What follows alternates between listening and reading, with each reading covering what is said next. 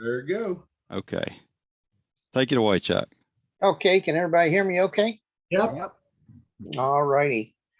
Well, I'm gonna kind of breeze through this since Dan ate up most of my time. But anyhow, this is sort of a basic introduction to DX hunting, contesting, POTA chasing, whatever you want to chase and you get pile-ups and things like that. Okay, next. Why isn't it going to the next one? There we go. Some things we hope to cover is what is DX? Where do I find it? How much time? What type of equipment? How much power? Operating techniques? What are the rewards? Club participation? Some Chuck, references. We're not seeing that second page. Yeah, it's not moving. You got a button up on the left says something about resume slideshow. Yeah, I mean, the slide didn't change. Oh, it didn't? Nope. Changed here. You seeing any changes right now? Nope.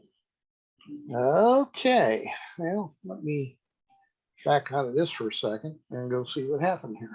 There is a button up to the top left that says resume.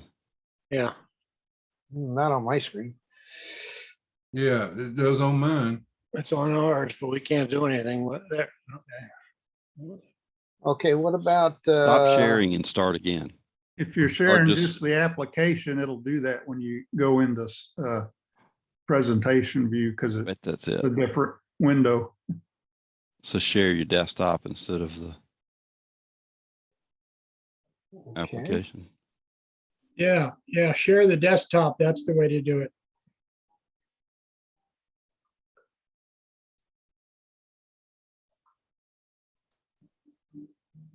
You want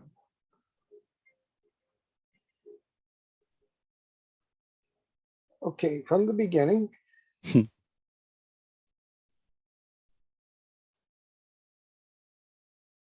Okay, did that show?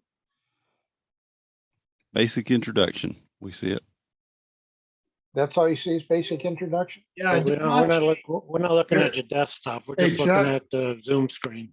Chuck, go up to viewing options. On Top of the Zoom. I'm sorry, go to share and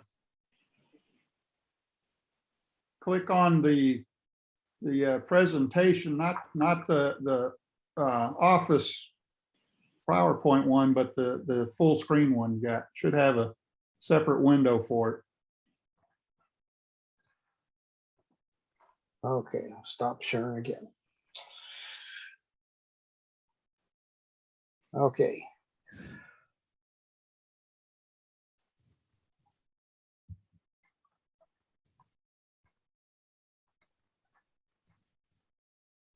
All right, you seeing anything? same slide. Same slide. Okay. No, this is- There we Now go. it's changing. okay. All right. Go back, make sure. I think we got all that. Questions only, no answers, and discussions. So is that the end of the presentation? That's it. I told you 3 minutes. Okay, so what is Good job, DX? Chuck. What's that? Okay, did the slide change this time? What is DX? Okay. DX is telegraphic shorthand for distance or distant DX pursuit of making two-way radio contact with another station. So I'm sure you guys are old enough to read, I think. So we'll just keep on going here.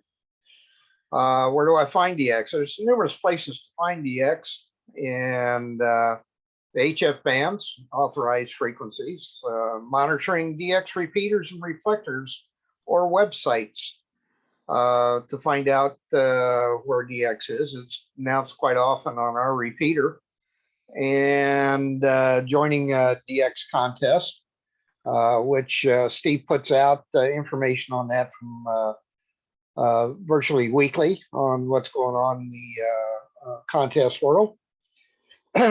VHF bands, there are specifically 2 meter and 6-meter contests without the use of repeaters. They don't count. Normally on VHF, it's within the county, country, occasionally across state lines or country borders. For instance, folks up north will work Canada quite a bit. Folks down south will work the Central Asia, or so not Central Asia, Central America states. And moon bounce, which I have played in, which really stinks because you sit there and wait for 6 months for somebody to talk to you. How much time do I need to dedicate? Well, it all depends. Are you willing to spend the time, first of all? What are the band conditions out there? You know, you got a 10-meter contest, band conditions might be bad. You might spend all day or you might spend 10 minutes. You really don't know. So a lot of that is due to band conditions. What are the propagation predictions? Good thing if you're going to join a contest or look for POTA or things like that, you might want to take a look at the propagation tables out there, or some of the programs, which there are many now out there on the internet. I think we even have some on our websites. Patience. This is probably my worst trait, is patience. Sitting there listening to static, hoping you hear somebody come through the static, or being the last guy in a pileup. Are you willing to stay up late? Because some contests will be dead all evening and will kick off at 2 o'clock in the morning. I've actually run into this on field day a couple of times in some other contests, 20 meters. Sit there and listen to static from 8 o'clock to 2 a.m. in the morning. Then the next 2 hours you work your butt off working everything on 20 meters. So I have a question, Chuck. I told you no questions. What's the question? How much does the gray line, how much does that affects it? Well, the gray line in general is a good guide. And if anybody's not familiar with the gray line, there's some programs out there that show you the difference between day and night throughout the world. You know, where it might not be very active where you're at because it's dark, it might be just gangbusters somewhere else. And in which case, then the propagation, the different layers may come into play. And like in the case of our field day, where we worked 20 meters from 2 to 4 a.m. in the morning and racked up about 100 contacts, it's just one of those things. But the gray line does come into effect. It's a good guide. It's not an absolutely, the gray line says I can work Africa at this time. It's just another tool. Does that answer your question? Chuck, Yes. one thing, the gray line is easier to find than it used to be. The new updated as of today version of AC log has a gray line screen in one of the view option drop downs. If you hadn't found that or hadn't updated, you want to, and couple of other improvements in that as well. Okay. Anybody else have questions up to this point? All right, we'll continue on. What type of equipment do I need to do this contesting or DXing or POTA hunting or rabbit hunting or whatever? Well, it's your choice. Use whatever you have. Seriously. You don't have to have high dollar equipment. You can do it with home built or QRP equipment, things like that. Some contests are sidebands, some are CW, some are digital, which includes PSK, FT8, FT4, RTTY.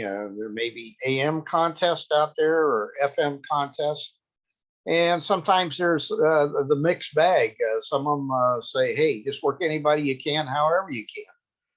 And so it's, your choice, basically. You can do it from a fixed base station, which is your home station. You can do it from mobile. I've run contests from my boat, run contests from my motorhome, from my car. You can get into contests and DXing from just about anywhere, or you can do it portable, like guys that like to go sit on rocks on top of mountains. So or on a park bench. So have fun. Whatever you do, just have fun.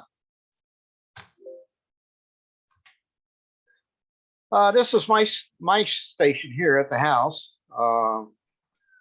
As you can see, I got a variety of stuff here, and this is in a little corner of one of the rooms I got up here.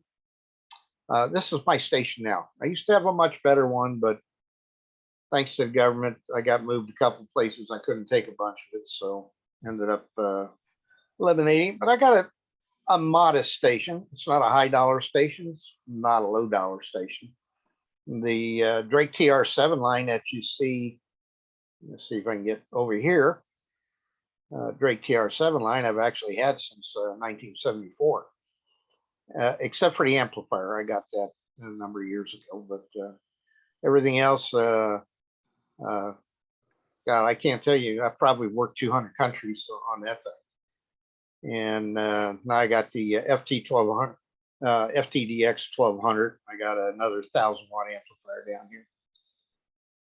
But this is just what my station is now. And I got my System Fusion and DMR repeater sitting over on the side. So how much power do I need? Well, again, it depends. The less, the more competitive. And it's a lot of fun being out there competitive. I don't think I've turned any of my amplifiers on in probably 5, 6, 7 years.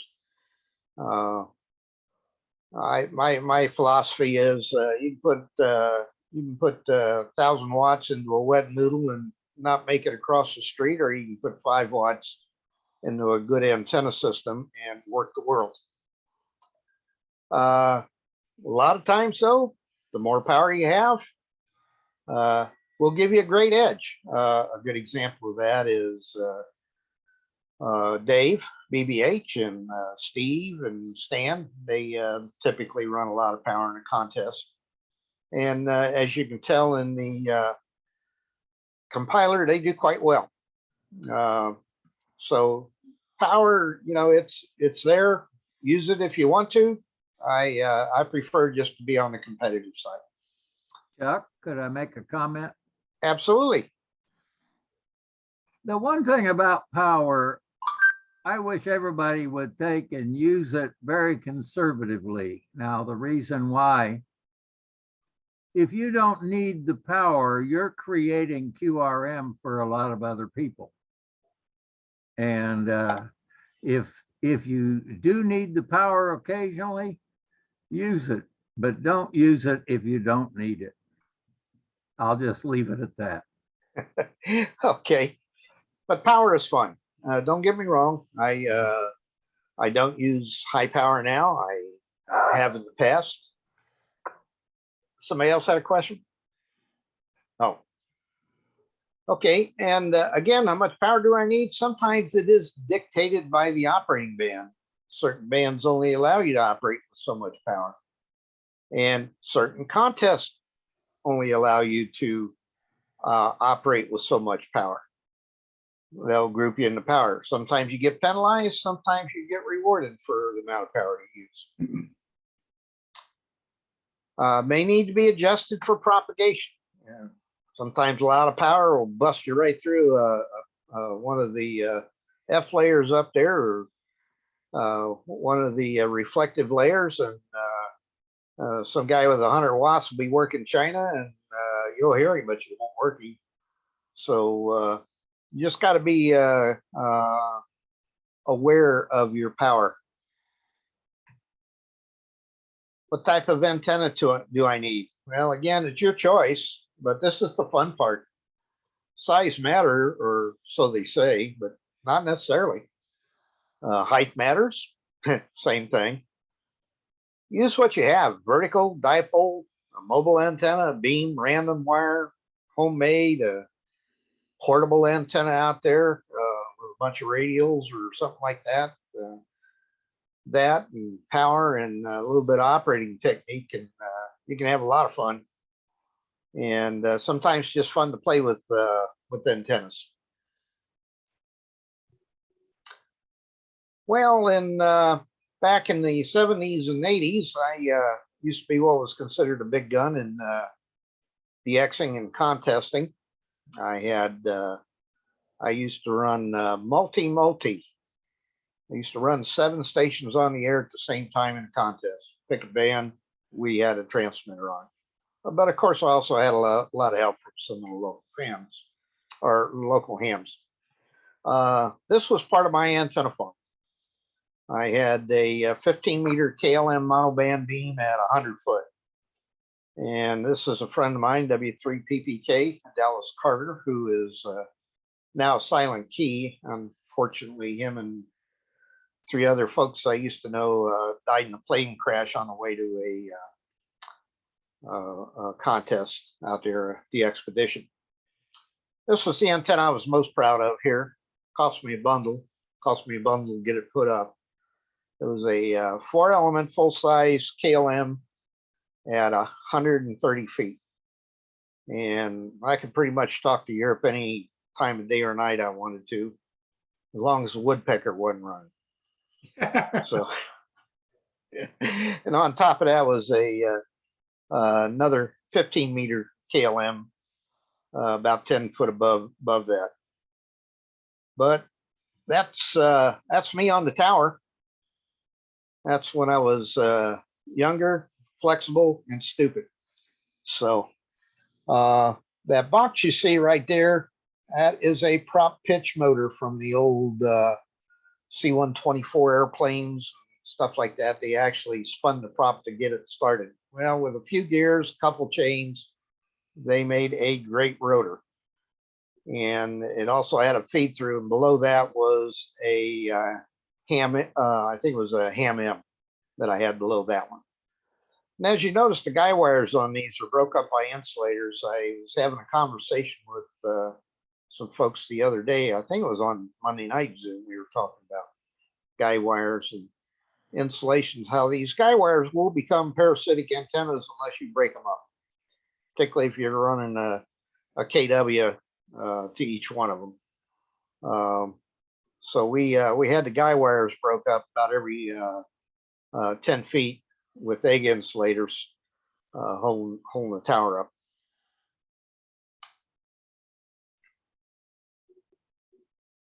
Again, there's me on the tower.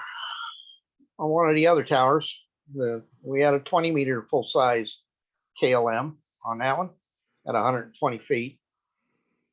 And a very important note to self: check the weather forecast before starting antenna maintenance, especially if you're going up 120 or 130 feet. It takes a little bit longer to get down when the lightning starts kicking around. And we also had 6.2 and 440 at 100 feet. And again, this is my friend Dallas, who was up there working on antenna. Some of the other antennas we had strung between the tower, plus I had some 65-foot telephone poles out there. I had a 160-meter Sturba curtain. That was a lot of fun. Particularly 160 meters was pretty ripe condition back then in the 70s and 80s, and had an 80-meter rhombic, 3-wire rhombic on 80 meters. Had some full-size dipoles on 80, and I forgot to put 40 on here. And then I had a Z curtain, which is very similar to a Sturba curtain. It's just some horizontal wires and the elements strung between them in a Z fashion. And that worked quite well on 80. It's funny, all these 80-meter antennas, and sometimes you could hear somebody on all of them, And sometimes you might hear them on the rhombic and not hear them on the other two, or you hear them on the Z curtain and not hear them on the dipole. So it's good to have a variety of antennas, even if they're just wire antennas, which is basically what I have now. Yeah. Got a question, Chuck, on the, you said the 3-wire rhombic. How far apart do you like to put the 3 wires? Well, mine, of course, at the endpoints where they were terminated in the resistors, and this was switchable, so I could switch between ends. So I could have a, let's see, I think mine was pointed east and west. So if I wanted to go east, I switched to the other end. I wanted to go west, point to the other end. But at the ends, they were probably, the wires came in at about 6 inches apart. But at the center points, they were about 24 inches apart. Now, on a rhombic, you got to be careful on the wire that you use. That's a lot of wire. It's for an 80-meter rhombic, you're talking about, I think it's 555 feet, something like that. And unfortunately, when you start dragging that between poles, it'll have a tendency to sag. So I had some, what they call, Copper clad. no, it wasn't copper clad. It was a like a chrome moly type wire. But anyway, it had less than a 6 inches of sag over 200 feet. Wow, that's really good. So it was some neat stuff. Well, thanks to government, by moving around, I had to scale back on my antennas. And this is somewhat what the antenna farm looks like now. No longer a big gun, but a water pistol. Anyhow, I have a extendable fiberglass pole going upside the house. Got G5 RV light. This is 51 feet total, end to end, with a 14-foot drop. And that one works pretty well going to the north. On top of that, I had a disco and it's been removed since then. Also have a Scout, or what they call a cobweb antenna. This is a 10 through 6 meter. It's basically a rotatable dipole that fits in a very small property area. And that's turned by high gain motor. Got a my antenna end-fed long wire. It's used to be 70 feet, but I traded that with James for a 117-foot one. It terminates on my handrail that comes down from the deck up there that you just saw. That's where it starts, ground wire then. Goes up into a tree, top of a tree, where I have a line with a pulley on the end of it. So that as the tree sways, the long wire slides back and forth with the pulley, and it's not going to tighten up and break. And then way off in the woods back here, I don't even think you can see the tree in this picture, but that's where the other end's terminated. Believe it or not, it's kind of clear from the apex to back at the end of the tree. I like to play with. Chuck, can I ask you a question? Yeah. On that right-hand picture there, was that the antenna you used over there at field day? You had it on the back of your car? Yep, that's one. Took Yeah. it down, took it over to her. I was just getting to this. You'll see a single ham stick down here. And this ham stick is at is a 80-meter ham stick. There's actually 2 of them. It's on just a little pole down there. And I used to use that for Aries and just local stuff. It's so low to the ground that it actually almost works like a NVIS antenna. There's another antenna which is out of the picture over here, and I left it out accidentally, but it's another G5 RV, 51 foot with a 14-foot drop. It's only 18 foot off the ground at the center. And that's probably one of the best antennas I've got. I mean, that thing seems to work everything everywhere. I have a And with- question, Chuck. What's that? I have a question. Do you find much change in your efficiency on your antennas between winter and summer with the leaf and the foliages? Not a whole lot because they're not really in the leaves. I try and trim everything back about 10 feet from the antennas. So, but I like to play with antennas. As I said, I built this over here. This is all made out of EMT conduit, 1.25 inch conduit with a 3/4 inch conduit up the side, some little straps on there. And these are ham sticks. There are 2 of them for each band. This becomes a dipole. Single feed line comes up here, 15 inches between them. And this is 20, 15, and 10. And basically, again, it's a rotatable dipole. So this one here does not have a rotor on it. I got the rotor for it, just never put it on here. It's a manual rotor. I go out there and twist it when I want it to go someplace. But the nice thing about this, I can separate this and disassemble it pretty quick, take the ham sticks off, and I've actually taken it out to a field day, and we've used it on field day with pretty good success, as Charles was mentioning. Chuck? Yeah. When you mentioned you've got one coax running up to all 3 of those. Yep. Now it's one coax, so that is acting like a fan dipole then, wouldn't it be?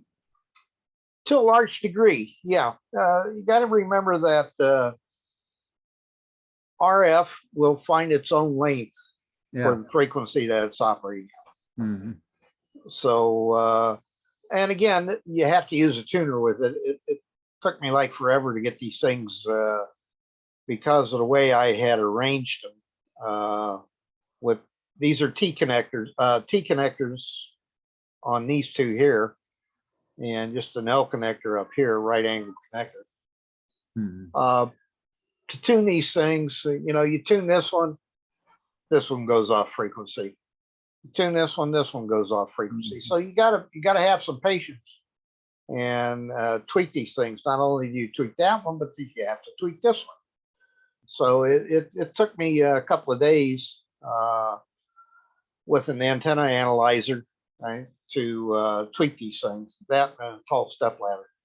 But I got it tweaked, and it has worked quite well. I've done quite well in some of the contests 3 or 4 years ago when I was a little more active with this arrangement right here alone. So, and for the people that have HOAs, this is something that don't take up very much room at all. And if you got a lot of trees, it blends in nice. You can camouflage or paint this green. So. All right, operating techniques, basically whatever works for you. Just about all contesters have got their own operating techniques. However, the diehard DXers and contesters have a few secrets. Have a variety of antennas, vertical dipoles, and fed long wires, and so on. And particularly if you're working international contests, if anybody's ever looked at some of the QRZ page of some of these contesters out there, you'll see that, man, they got nice antennas on vertical antennas on the side of a cliff. And so that means they're vertically polarized. Some are horizontally polarized. Some are using inverted V's or V wire antennas. So it's whatever you can get up in your space, they will have out there. So there's a lot of times when I can work people, I can hear them rock solid and work them on a vertical antenna. You can't even hear them on any of the horizontal antennas. And I think Dave and some of the other contestants on here will tell you the same thing. All right, the other thing is use good coax with clean and sealed connectors. Connectors that are just screwed up there and taped with 3M tape, even though 3M is good. Well, the water is like lightning. It goes where it wants to go. And particularly it'll work itself down the tape. So when you put your connectors on and things like that, and you use a double-ended female or something like that to seal up or to join coaxes out there, use what they call a vulcanizing rubber tape. It's tape that you wrap around there, you squeeze it together, and it's just like an old vulcanizing a bike tire. It sort of seals itself, and then wrap it up with some good electrical tape. And I go one step further. I take the liquid tape and cover all that, and take my connectors apart, and they look like the day they were put on. But again, it goes back to my theory: 1,000 watts into a coat hanger or wet noodle might get you down the block, but 5 watts into a good antenna system with good coax will get you around the world. Chuck, can I make a comment? Absolutely. I was at the Etowah Valley Club meeting last night, and the guy there, and I didn't make any comments to him, but a guy there said, man, I got a good deal on some 213 out in the boneyard. My comment is going to be, you don't buy good coax in the boneyard at a ham fest. Yeah, that's a good point. Or if you do buy brand new coax and you haven't got room in your garage for it, you decide to leave it out under your deck or something, be sure and seal up the ends of that coax real good. Because once that water gets into that open cut, it'll work its way down that shield like you wouldn't believe. Capillary, You bet. capillary action. Capillary action. Okay, nowadays with all the auto antenna tuners, they're a lot of fun. I have a couple of them here, although I do have some manual ones. But use an antenna tuner if you can, either built into the radio, or if your radio don't have one, use an external one. And if you're contesting or wanting to get in pileups for POTAs or SOTAs or whatever, the auto tuner is pretty quick, and you're not guessing where you got to put things. Although sometimes you can adjust an auto tuner, like Dave did a presentation here, I think a year or two ago, on how he adjusted his auto antenna tuner to be pretty flat across the band. So not only that, it really speeds things up, because if you're at one end of the band and all of a sudden you hear that rare contact on the other end of the band, like South Korea or Japan or something like that, you don't want to be sitting off someplace trying to tune your antenna while everybody else is working, because guess what? Band conditions change. Next thing you go up there, you get tuned, go look for him, they're gone. It happens. Okay, be a runner. In other words, scan the band looking for new DX contacts. If you're not getting any responses to calling CQ, don't waste your time sitting there for 30, 40 minutes calling CQ and no answers. Give it 10, 15 minutes. Start looking around the band, seeing what else, because nobody's answering you. That means that there's probably nothing wrong with your station. It's probably band conditions have changed. I've called CQ and had New York answer me, and then all of a sudden 10 minutes of nothing. Next thing I know, somebody in Washington's calling me. So you have to be aware that while you're calling CQ, band conditions may change. So just don't park yourself. as long as they're running, stay where you're at and keep knocking them down, but then go out and look for stations you don't have. Comments, questions? Yeah, Chuck. Yeah. One thing that occurred to me, oftentimes you'll look at the spot window and you'll click on them and you'll find the guy and so forth. But I have found many times that that's not everybody. Not everybody gets spotted. And what I found is when I've gone through the list, then it's time to just turn the dial and listen. Yeah. The other thing you can do is change bands and modes as conditions warrant or change. The last contest that I participated in, everybody said, "How did you get so many contacts?" And or how'd you get so many points? Yeah. when I had twice many contacts as you.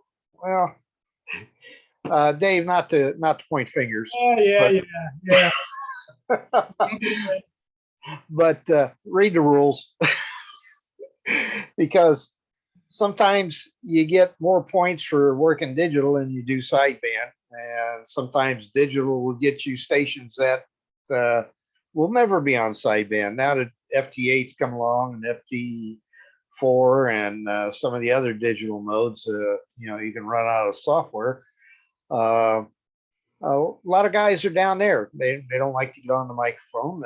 And not only that, you can knock them out a lot faster. 30 seconds or 10 seconds of contact, and then you pick up 4 points for one of those, and 1 point for a sideband. So past weekend, 2 points North Carolina for sideband, 5 points for digital. Yeah, so yeah, that's a good example. But anyway, when you see the when you hear or see the band changing on you, change bands for a little bit. I mean, you don't have to go down there and stay forever or on the other band. Just check it out, see what's happening. If you're using spotting, look at the spots and see what's going on in certain bands. Now, don't just look at the call signs that are being spotted. Look at who's spotting them, because okay, all of a sudden there's a big run on Japan. You look at the call signs spotting them; they're all on the West Coast. So be sure and check the spotters, the folks that are spotting all these contacts that you'd like to make. So does everybody know? Maybe some people don't know what that means, Chuck.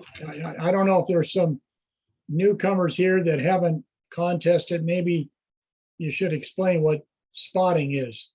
well, spotting is when I work a station that's kind of rare, or guy sitting there calling CQ, nobody's answering him. I'll spot him on one of the sites. There's numerous spotting sites, N3FJP logs. A lot of the logs have a section where people are being spotted. And basically you click on that and say, hey, I work, the guy's coming in 5.9 on sideband. And it usually fills in the band frequency and call signs and things like that. But I got a comment. yeah, go ahead. Use Lee's thing for spotting. I got malware bytes on here now, and every time DX spots is kind of the default, it thinks it's a Trojan, gives me a big old warning. So don't use DX spots. I had any problems with Lee's. That's what I use now. But when malware bytes doesn't like DX spots, it tells me it's a Trojan. I don't know if Lee's on here, but Lee, you may want to put out another message on Groups IO about your site there. His works perfect. It's DX spots is the one that's got the Trojan. Yeah. Yeah. Besides that, I've tried a lot of the others. I like Lee's. He's got more of a One comment, Chuck. yeah. On the changing bands, be sure once again, read the contest rules, because some contests have a limit on how many band changes per hour. Yep. And they will not credit you if you jump around bands more than they allow. Yeah, that is true. Yeah, one of the things I do a lot of times is I always run a pretty high noise level here because I think somebody's running marijuana grow lights in their house nearby or something. But my 80 and 40 meters, I usually run anywhere from S9 to 40 over noise constantly. There are occasions when I guess they blow a fuse or something, and I got a nice clean band. But a lot of times I'll go up to 10 meters in the early morning hours or in the very late hours, and it is deader than a doornail. But I'll start calling CQ, and all of a sudden people start answering me. Mm-hmm. And guess what? I'm sitting there listening to a dead band. Probably everybody else is too. So unless somebody takes the step and puts out a CQ or lets everybody else know that somebody is up here, it's going to be dead until somebody speaks up. That's true. I got Australia that way a while back. Yeah, I mean, Nobody was on there, and I called CQ, and he came right back to me. come right back to you. Absolutely. Stan, when we were working on the Eddie Lamar thing, I was on 20 meters and Stan come over there and he gave me a call, and then he spotted me when I got done, and boy, I want to tell you, the calls really increased after that for a while. Of course, we got some people that do contests that never spot anybody, so you know how it goes. Yeah. Well, I only got a couple more slides here, so Chuck. Yeah. Yeah, this is Lee. I just wanted to mention what, and Dave has said this before, if you're going to do spotting, no matter what cluster you're using, and thanks for what Stan said. Stan, I didn't know they were running into that problem on that with that malware bites. Of course, it's not on me, but it's on the other one you were talking about. Yeah, that's right. But and Dave has mentioned this before, if you're going to spot somebody and there's something that really would help the next person who is going to be trying to work that station, there's a comment.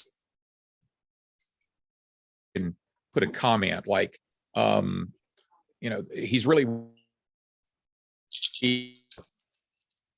Lost the internet. Yeah, you're dropping out there, Lee. Oh, Lee, All right, if you wouldn't mind just putting out maybe a paragraph or two on your site there. Am I making it now? Yeah. Okay. Yeah, what I was going to say is if you spot somebody, put a comment in there about on the comment line with their spot whenever you do your spot.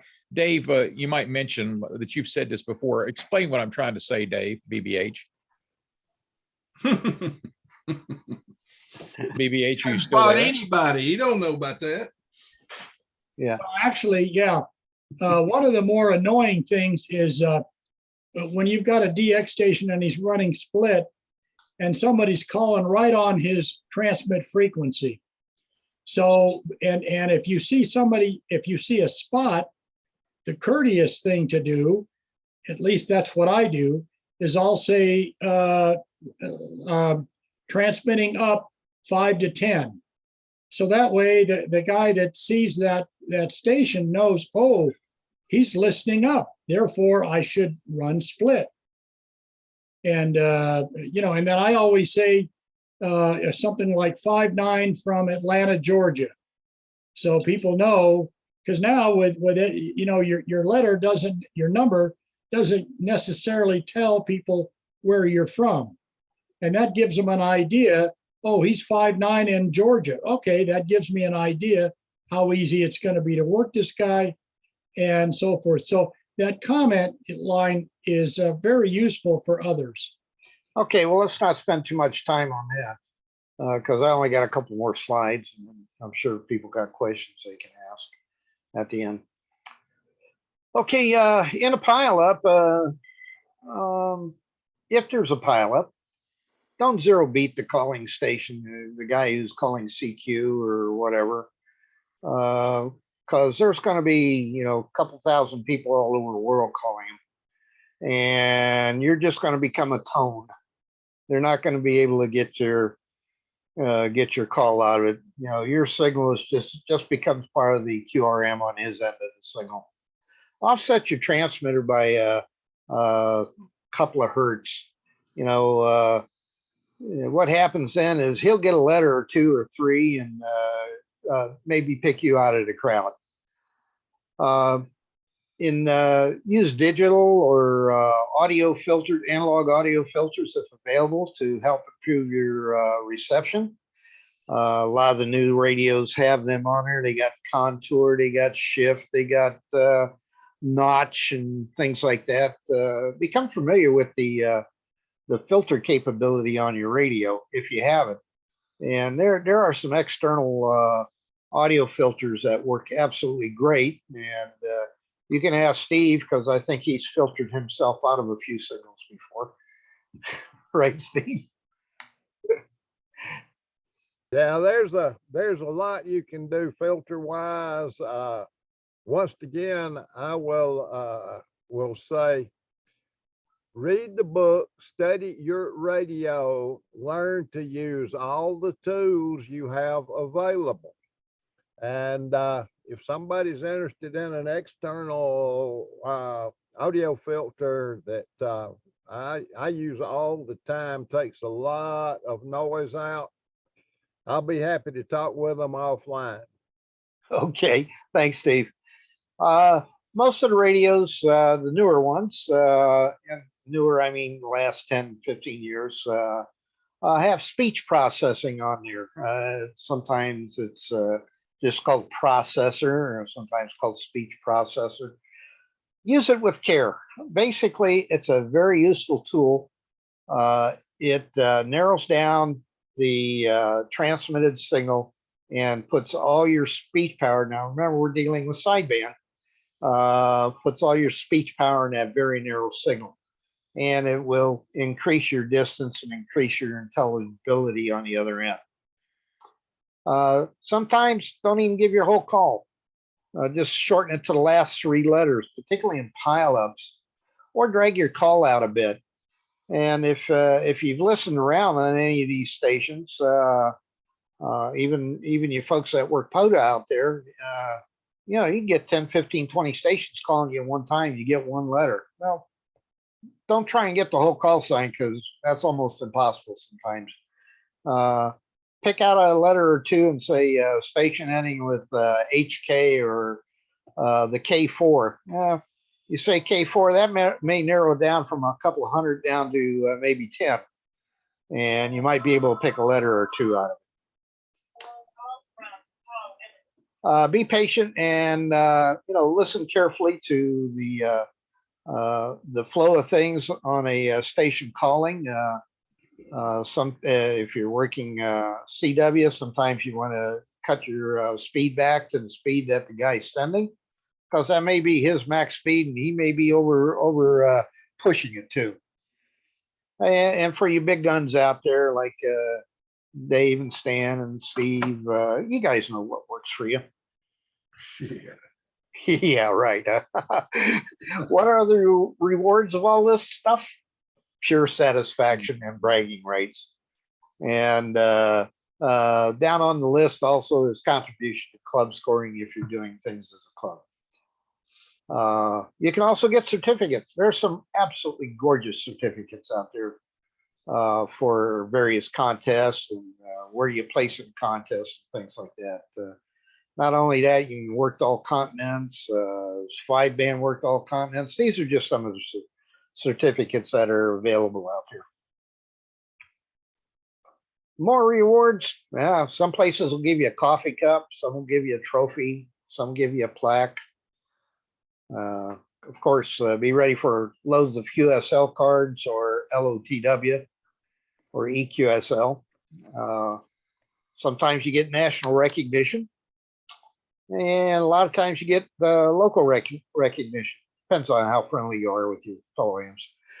And it's just plain fun. Join a DX club or contesting club if like Southeast DX or Southeastern DX club or North Georgia QRP club for folks that like to run 5 watts or less, wet noodles for antennas. Also, some of the references, you can go to ARRL.org, CQ.amateurradio, DXzone.com, DXworld.com, or .net.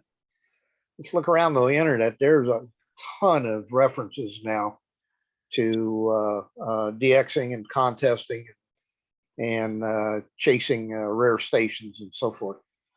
Also, let's see, I think that's pretty close to it. One things I wanted to mention, I've been a very avid contester since about 1973. I got talked into it. Before that, I used to just chase DX to get the certificate and then quit. And but I really got into it back in the 70s. I'm still a member of one of the largest DX clubs in the country, the PVRC, or Potomac Valley Radio Club. You talk about being serious. They are real serious, just like the Southeast DX club as well. But there's a lot of fun. I hope this has helped some of you that may want to get out there and chase POTA stations and things like that. Not necessarily contesting or chasing DX, but I know everybody's into POTA now. Believe it or not, just about all of us will work on POTA as well. Hey, That- Chuck, Yes. I just wanted to comment that it just takes time and experience, especially listening to the pileups. Oh yeah. Just you listen around to the pileups, and you might might pick up some tips. I mean, everybody got their own thing, does their own thing, and some are better than others, and that's just it. But hey, the whole point about all this stuff is have fun. I mean, don't get an ulcer over a contest. Just go out and have a lot of fun. Hey, Chuck, Yeah. I've got one question. If you wouldn't mind taking a minute or two to elaborate on something you said there on, I think, your next to last slide, seemed a little counterintuitive, and that was to, when you're trying to break into a DX pileup, offset your transmitter by a few hertz. Uh-huh. That seems counterintuitive. You would think that you would want to be dead on frequency so the guy could hear you as clearly as possible on his receive frequency. How does that actually work? What's the benefit of that?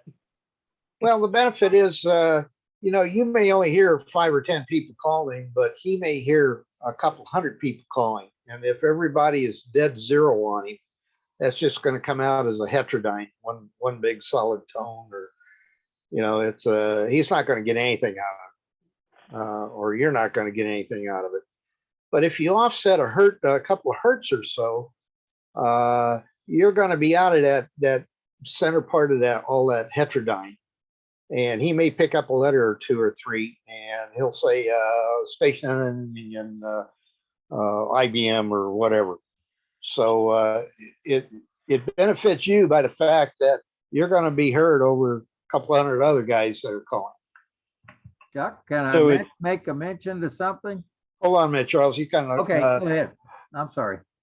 Well, I was just going to see if I understood. So what you're saying is it's basically a technique to get around destructive interference.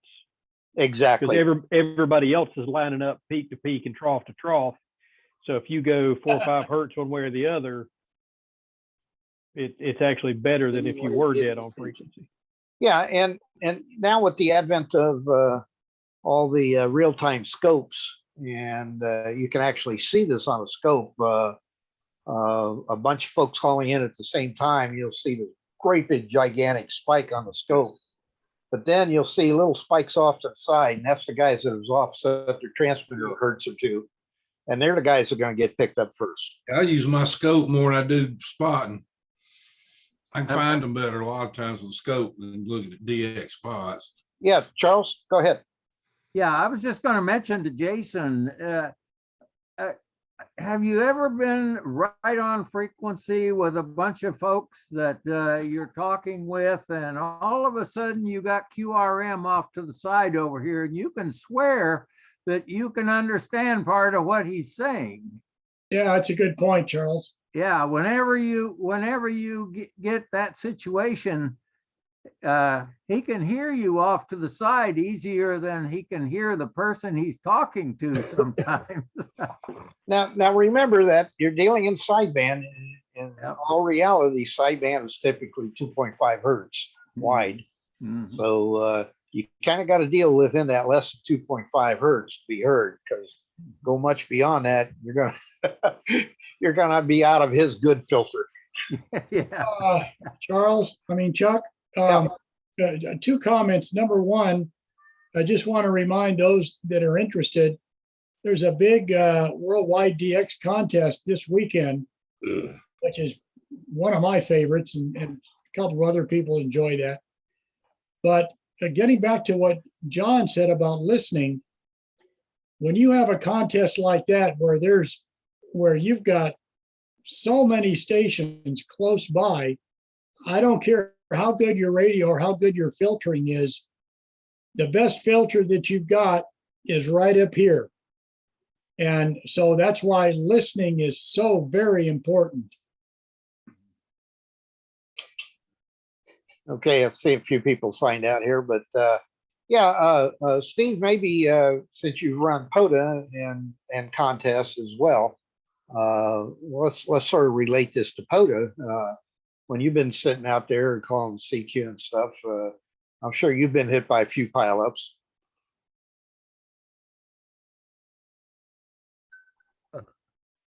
Get this thing where it'll talk.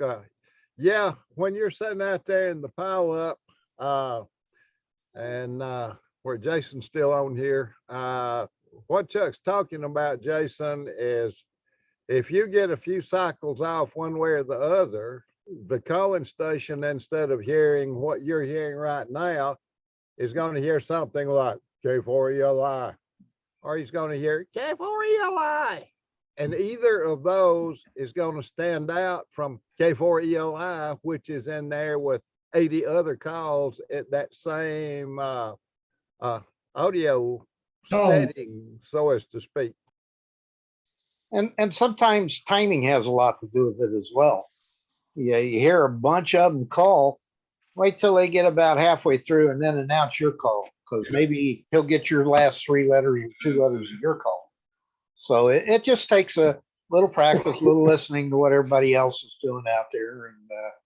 And pretty soon you get the hang of it and you jump in, get both feet wet. I do that on the little bit, change the frequency a little bit with especially people that you may say Spanish speaking is their primary language, because their English is much better than my Spanish. I took 2 years of that in high school. I don't remember nothing, but I tune over just a little bit and I can understand him, a little bit better on his call sign. Well, anybody else got any questions, comments? Again, this is just sort of an overview. This is, hanging around, listening, or hanging out with some of the guys that do the contesting or special events. This is applicable to special events, because you're going to get creamed on if you got a special event call. So Yeah. If you take a look at, it's like kind of going to a ham fest, and when you fill out your ticket, you fold it just a little bit so somebody will see it versus one of the others. Hey, Charles, nothing works. Just like that on the radio. That's pretty clever. Nothing works, Charles. I've been going to Ham Fest for over 60 years and I haven't won a hot dog. I know. I haven't either, but I always fold the ticket. Well, he's gone now, but just take Tommy with you. I was going to say, talk to Tommy. He's an expert. Yeah. Yeah, I'm just going to tie him to my belt. The day Dalton, what did he do? Get his extra and won the 7,300? Yeah, that guy was lucky. Well, anybody else got any questions, comments, criticism? I got to run. You guys have a good one. Thanks for doing this. Great job. Good job. Okay. Good night, everybody. Good night.